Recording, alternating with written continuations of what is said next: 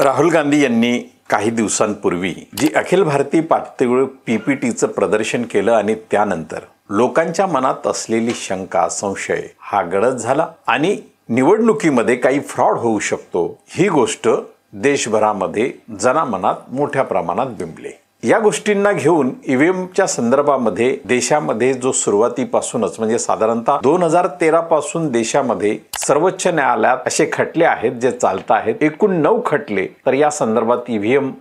पारदर्शी नाहीये, EVM tampering होतं, ईव्हीएम बदललं पाहिजे किंवा ईव्हीएम मध्ये येणाऱ्या व्हीव्हीपॅटची तपासणी झाली पाहिजे, अशा अनेक गोष्टींना घेऊन जवळपास 9 खटले आजही सर्वोच्च न्यायालयामध्ये प्रलंबित आहेत। अशा वेळी कर्नाटकच्या राज्य सरकारने कर्नाटकमधील स्थानिक स्वराज्य संस्थांच्या ज्या निवडणुका आहेत, खास करून जिल्हा परिषद, पंचायत समिती, नगरपालिका, महानगरपालिका या ज्या निवडणुका आहेत, या निवडणुकांसाठी ईव्हीएम ऐवजी बॅलेट पेपर वापरण्याचा त्यांनी एक ठराव त्यांच्या कॅबिनेटमध्ये मंजूर केलेला आहे आणि हा ठराव होऊन नुसतं चालणार नाही, मात्र यासाठी त्यांना काही प्रोसेस कराव्या लागतील। कारण इलेक्शन कमिशन, राज्य निवडणूक आयोग जे आहे ते राज्य निवडणूक आयोग संविधानाच्या 243 के आर्टिकल नुसार त्यांची एक स्वायत्तता आहे, त्यांचा एक विशेष अधिकार आहे आणि त्यामुळे कर्नाटक सरकारने कॅबिनेटने जरी हा ठराव पास केला तरी हा ठराव प्रत्यक्षात अंमलात येण्यासाठी त्यांना जवळपास 3 कायद्यांच्या मध्ये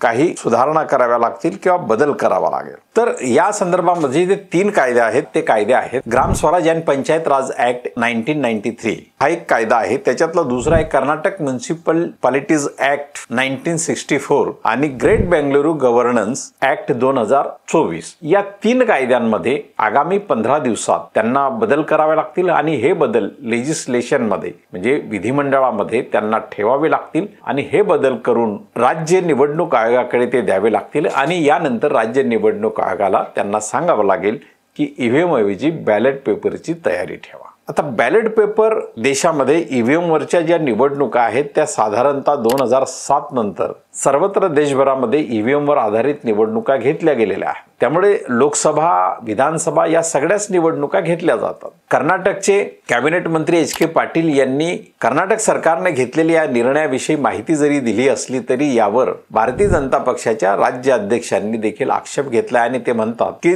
विधानसभेमध्ये विद्यमान सरकारचे जे आमदार निवडून आले 136 आमदार असतील की त्यांनी राजीनामा आधी द्यावा किंवा लोकसभेमध्ये त्यांचे जे 9 खासदार निवडून आले त्यांनी आधी राजीनामा द्यावा आणि राजीनामा दिल्यानंतर फेर निवडणुका घ्याव्या आणि ईव्हीएम आणि बॅलेट पेपर यावर निवडणुका घेऊन दाखवाव्यात असं त्यांनी आव्हान केलं असलं तरी या आव्हानाला फार काही महत्त्व नाही। राजकारणामध्ये अशा प्रकारच्या टीका टिप्पणी होत असतात, परंतु स्थानिक स्वराज्य संस्थांच्या निवडणुका म्हणजे जिल्हा परिषद, पंचायत समिती, नगरपालिका, महानगरपालिका या निवडणुका ईव्हीएम ऐवजी बॅलेट पेपरवर घेण्याचा हा जो कर्नाटक सरकारचा निर्णय आहे या निर्णयाचं मात्र देशभरातून स्वागत होत आहे। आता देशभरातून स्वागत यासाठी होत आहे आणि हा बदल यासाठी आम्ही करतो आहोत। या संदर्भात एच.के. पाटील जे कर्नाटकचे कॅबिनेट मंत्री आहेत ते असं म्हणतात की ईव्हीएमच्या संदर्भात किंवा ईव्हीएमवर ज्या निवडणुका होत आहेत त्या निवडणुकांनी पारदर्शिता हरवलेली आहे आणि त्यामुळे लोकांचा विश्वास हरवलेला आहे आणि लोकशाही पद्धतीमध्ये निवडणुकांवर जर लोकांचा विश्वास दृढ करायचा असेल, तो वाढवायचा असेल, लोकांचा विश्वास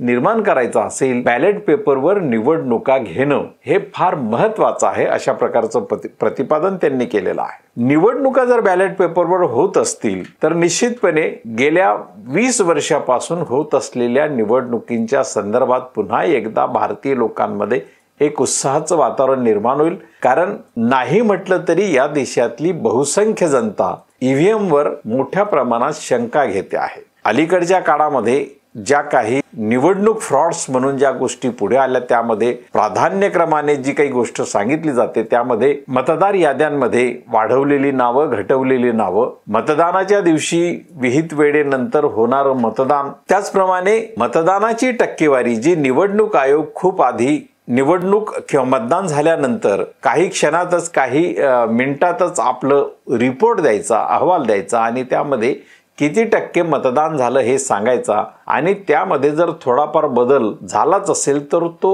1-अर्धा% इकडे तिकडे होत असे। परंतु अलीकडच्या काळामध्ये संध्याकाळी जर निवडणूक आयोगाने एखादी विशेष टक्केवारी सांगितली तर दुसऱ्या दिवसापर्यंत त्या टक्केवारीमध्ये 10, 15, 6, 7 अशा मोठ्या टक्क्यांनी जो फरक पडतो आणि त्यामुळे एकूणच निवडणुकांचा निकाल कसा बदलतो आहे आणि या सगळ्या प्रक्रियेला पारदर्शिता नसल्यामुळे लोकांच्या मनामध्ये हे एक फ्रॉड म्हणून गणलं जात आहे आणि म्हणून निवडणूक प्रक्रियेवरचा विश्वास लोकांचा काहीसा कमी होतो आहे का आणि त्यामुळे तो जर दृढ आणि वृद्धिंगत करायचा असेल तर ईव्हीएम हटवून बॅलेट पेपरवर निवडणूक आणणं गरजेचं आहे असं कर्नाटक सरकारचं म्हणणं आहे आणि त्या संदर्भात तिथल्या कॅबिनेट मंत्रिमंडळाने ठराव पास केला आहे आणि आगामी 15 दिवसात कर्नाटकाच्या निवडणुकीच्या संदर्भातले जे कायदे आहेत त्या 3 कायद्यांमध्ये बदल केले जातील विधिमंडळाच्या माध्यमातून आणि त्यानंतर ते राज्य निवडणूक आयोगावर बंधनकारक होईल आणि राज्य निवडणूक आयोगाला ईव्हीएम ऐवजी बॅलेट पेपरवर निवडणुका घेणं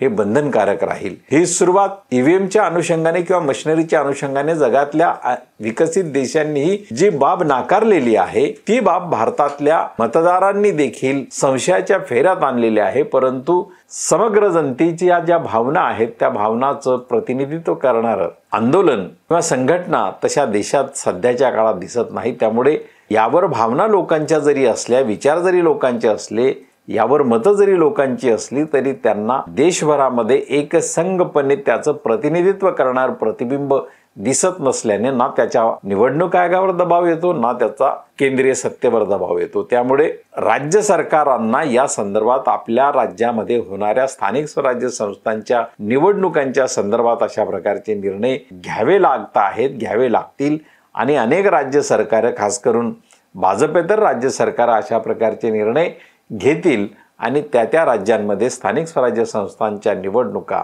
या बॅलेट पेपरवर होतील आणि जर अशी गोष्ट घडली तर देशामध्ये जवळपास 20 वर्षानंतर बॅलेट पेपरवर निवडणुका घेण्याचा उत्साह आणि उत्सव हा कर्नाटकमधून सुरू होईल। हे या कर्नाटक राज्य मंत्रिमंडळाने पारित केलेल्या ठरावातून किंवा त्यांनी घेतलेल्या भूमिकेतून आपल्याला दिसते आहे। बघूया कर्नाटक सरकारला हे कितपत शक्य आहे आणि ते कसं साध्य करतात या संदर्भात आगामी काळात आपल्याला ते पाहता येईल। परंतु तुर्तास आपल्याला या ईव्हीएम ऐवजी बॅलेट पेपरवर जे राज्य सरकार कर्नाटकाचं निवडणुका घेऊ पाहत आहे स्थानिक स्वराज्य संस्थांचं त्यावर आपल्याला काय वाटतं आपलं मत आम्हाला जरूर कळवा आणि हो हा व्हिडिओ आवडलाच तर लाईक करा, शेअर करा आणि तुमच्या आप्तेष्टांना आणि इष्ट मित्रांना हा व्हिडिओ पाहण्याची शिफारस करा।